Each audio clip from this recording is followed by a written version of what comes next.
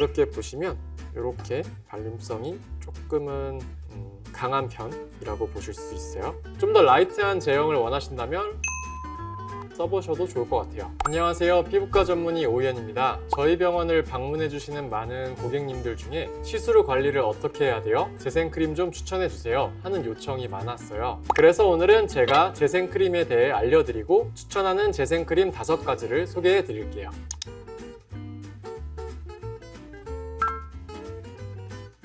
먼저 재생크림이 무엇일까요? 재생크림은 단순히 보습이 잘 되는 그런 보습크림이랑은 조금 다릅니다. 피부 장벽 기능이 무너진 상태에서 피부 자체의 회복과 재생을 도와주는 성분들이 들어있는 기능성 크림으로 생각하시면 될 것 같아요. 또는 어떤 피부 장벽이 약해져서 당기고 속건조가 심한 경우, 혹은 트러블로 상처가 나거나 염증이 있어서 붉어진 경우, 이런 상태에서 쓰는 게 재생크림입니다. 그럼 제가 몇 가지 제품들을 소개해 드릴게요.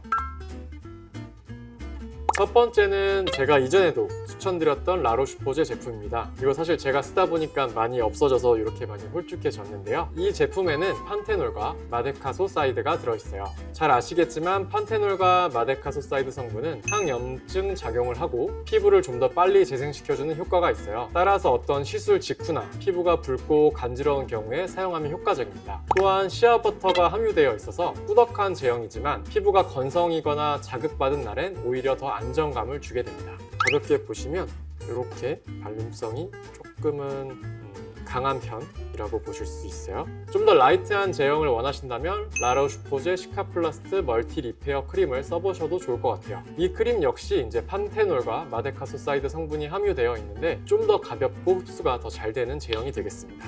아깝게 크림이었다고 하면 요거는 로션에 좀 가까운 느낌이랄까요? 좀 더 훨씬 발림성이 더 좋고 덜 꾸덕한 느낌이에요.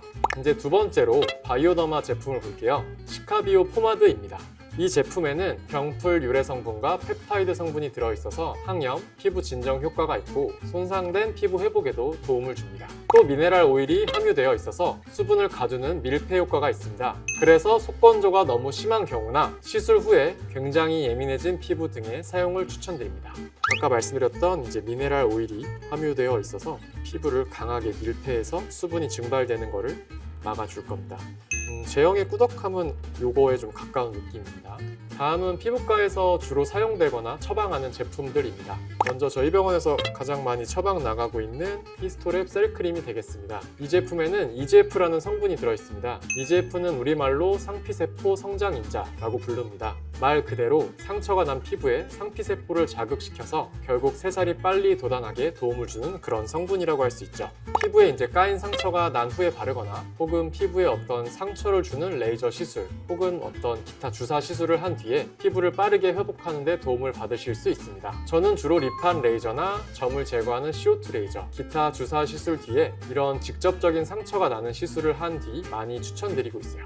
요거는 앞선 포마드나 시카플라스트보다는 훨씬 좀 더 묽은 느낌의 발림성을 보이고 있고, 사실 요거는 그 목적 자체가 밀폐 효과를 통한 보습보다는 어떤 EGF 성분을 이용해서 새살이 차오르게 하는데 그 목적이 있습니다. 자, 다음으로 이제 제로이드 인텐시브 MD 크림이 있겠습니다. 이거는 이제 아예 의료기기 등급의 창상 피복제로 허가받은 제품입니다. 이제 창상 피복제가 뭐냐면 손상된 피부 장벽에 물리적인 보호막을 형성해서 실제로 피부 회복을 도와주는 것을 객관적으로 입증받은 제품들입니다. 물리적인 보호막을 통해 피부를 보호하고 수분을 유지시킴으로써 이제 손상된 피부를 보호하는데 보조적인 역할을 하는 제품이에요. 이제 비슷한 제품으로 이제 올리브영에서도 구매 가능한 제로이드 수딩 크림이 있는데요. 이거는 MD 제품과 차이가 좀 뭔지 궁금해하시는 분들이 많더라고요. MD 제품은 물리적 보호막을 통해 밀폐력을 향상시켜서 좀 더 수분을 잡아두는 효과가 있다고 생각하시면 되겠습니다. 저는 이제 뭐 아토피 피부염처럼 좀 피부가 많이 건조하신 분들 혹은 시술 뒤에 건조증이 많이 심하다거나 극건성이신 분들에게 적극 추천드리고 있습니다.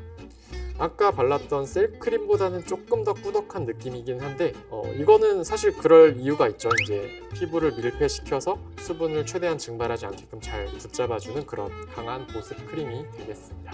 자, 이제 마지막으로 닥터 디퍼런트 시카 메탈 크림 PHD가 있겠습니다. 이 제품은 앞서 말씀드린 마데카소사이드 성분을 포함한 시카 성분이 고함량으로 들어있어서 손상된 피부 회복을 촉진시켜주는 그런 크림입니다. 또 다른 특징으로는 이제 앞선 크림들과는 조금 차별이 차별화되는 점으로 이제 불이나 아연 같은 미네랄 성분들이 좀 많이 들어있어서 이를 통해서 이제 세포 재생이나 콜라겐 합성을 자극함으로써 빠르게 피부 재생을 시키는 데 도움을 주고 항염, 항균 효과도 있어 트러블 후에 회복 속도를 높여줄 수도 있습니다. 올리브영에서도 메탈 크림을 구매하실 수가 있는데요. 이 PhD 크림 같은 경우에는 유효 성분이 2배 높은 제품이라고 생각하시면 될 것 같아요. 그래서 피부 장벽이 약한 트러블 피부나 시술 후 강한 자극을 받아 붉어진 피부에 추천을 드립니다. 피부과 쪽에서는 레이저 시술 후에 많이 사용을 하고 있고요. 특별히 크게 거부감이 느껴지는 발림성은 아니고 자연스럽게 환부에 도포해 주시면 될 것 같아요.